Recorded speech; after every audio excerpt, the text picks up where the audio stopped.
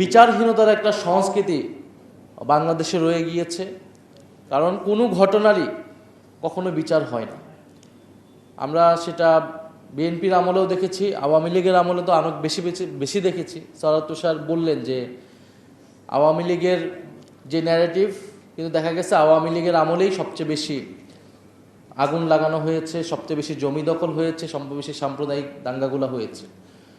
ফলে কোনো ঘটনার যেহেতু বিচার হয় না, ফলে এই ঘটনাগুলো বারবার ঘটতে থাকে। তো আমার মনে পড়ে জুলাই গণ অভ্যুত্থানের পরে প্রথম যে দুর্গাপূজা হয়, আমরা সবাই মিলে যাতে কোনো ধরনের আতঙ্ক তৈরি না হয়, কোনো ধরনের ভয় ভীতি তৈরি না হয়, সেটা আমরা চেষ্টা করেছিলাম। তো এই যে বিভিন্ন জায়গায় পূজা আসলেই মন্দির ভাঙা, বা বিভিন্ন কমিউনিটির, আমাদের এই যে বৌদ্ধ ভিক্ষু বললেন যে ওনাদের কক্সবাজারে যে হামলা হয়েছে, তো এই বিষয়গুলো সরকারকে সবচেয়ে বেশি তৎপরতার সহিত দেখা উচিত। বছর ধরে কোটি মানুষের আস্থায় পাইপের বস আরএফএল পাইপ। যদিও বর্তমান আইন শৃঙ্খলার পরিবেশ সন্তোষজনক নয়, আমরা বিভিন্নভাবে এটা দেখতে পাচ্ছি, কিন্তু সাম্প্রদায়িক বিষয়টাকে আমাদের সর্বাধিকভাবে গুরুত্ব দিয়ে আমাদের এই আইন শৃঙ্খলার পরিবেশটা নিশ্চিত করা উচিত। এবং যদি এই ধরনের কোনো ঘটনা ঘটে, এই ঘটনার পুঙ্খানুপুঙ্খানু তদন্ত হওয়া উচিত। কারণ আমরা দেখি সোশ্যাল মিডিয়াকে ব্যবহার করে এখন কিন্তু খুব অল্প সময়ে একটা ছোট্ট ঘটনাকে একটা ভিন্ন কনটেক্সট দিয়ে, ভিন্ন রূপ দিয়ে একটা সারা দেশে এক ধরনের পরিস্থিতি তৈরি করা হয়, এবং এটার জন্য ওত পেতে থাকে বিভিন্ন এজেন্সি এবং বিভিন্ন রাজনৈতিক গোষ্ঠী। এটার ফায়দা নেওয়ার জন্য পরিকল্পিতভাবে সাম্প্রদায়িক বিভাজন এবং সম্প্রীতি বিনষ্ট করার চেষ্টায় আছে। কারণ বাংলাদেশকে তারা দেখাতে চায় যে এখানে সাম্প্রদায়িক সম্প্রীতি নেই। এটা দেখালে বিভিন্ন রাজনৈতিক গোষ্ঠীর লাভ হবে। আমাদের কাজ হচ্ছে ঐক্যবদ্ধভাবে সেই ষড়যন্ত্রকে প্রতিহত করা, এবং জুলাই গণ অভ্যুত্থান সত্যিকার অর্থেই আমরা যেটা বলি দায় ও দরদের সমাজ বিনির্মাণ করা, একটা অন্তর্ভুক্তিমূলক সমাজ প্রতিষ্ঠা করা, সেটার লক্ষ্যেই তৈরি হয়েছিল। এবং সেই কাজটা আমাদেরকে এগিয়ে নিয়ে যেতে হবে। সেটার জন্য কিন্তু আমরা সবচেয়ে বেশি গুরুত্ব দিয়েছি প্রাতিষ্ঠানিক সংস্কারকে। অর্থাৎ বাংলাদেশে বিচার ব্যবস্থা বলেন, বাংলাদেশে গণতন্ত্র বলেন, নির্বাচন ব্যবস্থা বলেন, সেই সংস্কারগুলোকে আমরা সবচেয়ে বেশি গুরুত্ব দিয়েছি। কারণ এটার ফসল আসলে সবাই পাবে, ধর্ম বর্ণ নির্বিশেষে। এবং আমরা মনে করি যদি গণতন্ত্র শক্তিশালী হয়, তাহলে আসলে সাম্প্রদায়িক সম্প্রীতিও শক্তিশালী হবে। আপনি গণতন্ত্র নিশ্চিত না করে আপনি কখনোই সম্প্রীতি নিশ্চিত করতে পারবেন না।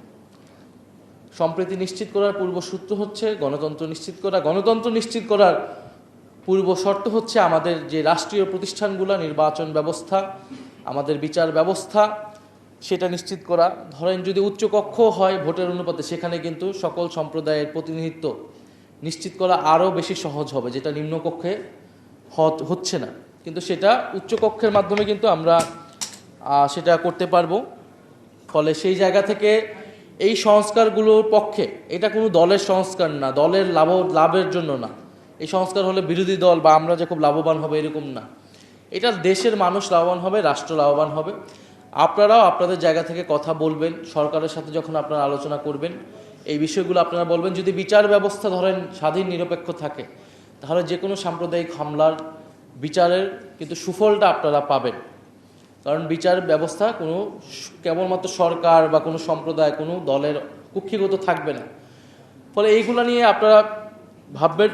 এবং বিচার, আমরা যেটা বলছি যে গণহত্যা যে হয়েছে, সেই বিচারগুলো নিশ্চিত করে আপনাদের জায়গা থেকেও আমি মনে করি দাবি উঠানো উচিত। যেই বিগত 16 বছরে যেই সাম্প্রদায়িক হামলাগুলো হয়েছে, সেগুলোর বিচারও নিশ্চিত করতে হবে।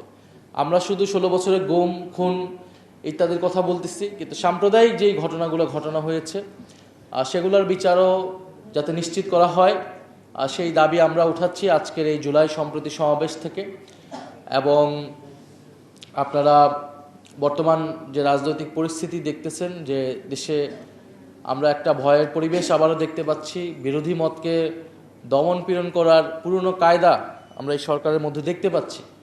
তো আমাদের আহ্বান থাকবে যে দেশের যেই পরিস্থিতি, বর্তমান অর্থনৈতিক পরিস্থিতি, সার্বিক রাজনৈতিক পরিস্থিতি থেকে আমাদের সবারই উচিত ছিল ঐক্যবদ্ধ থাকা। কিন্তু ঐক্যের ভিত্তিটা কি হবে? ঐক্যের ভিত্তিটা আমরা বলেছিলাম যদি সরকার জুলাই সনদ বাস্তবায়ন করে ফেলতো, এতদিনে সরকার বিচারের ব্যাপারে যদি সরকার কমিটেড হতো, সরকার যদি গুড গভর্নেন্স নিশ্চিত করতে পারত, আইন শৃঙ্খলার পরিবেশ ঠিক করতে পারত, আমরা কিন্তু সর্বাত্মকভাবে জাতীয় এই প্রশ্নগুলো সরকারকে সহযোগিতা করতে প্রস্তুত ছিলাম।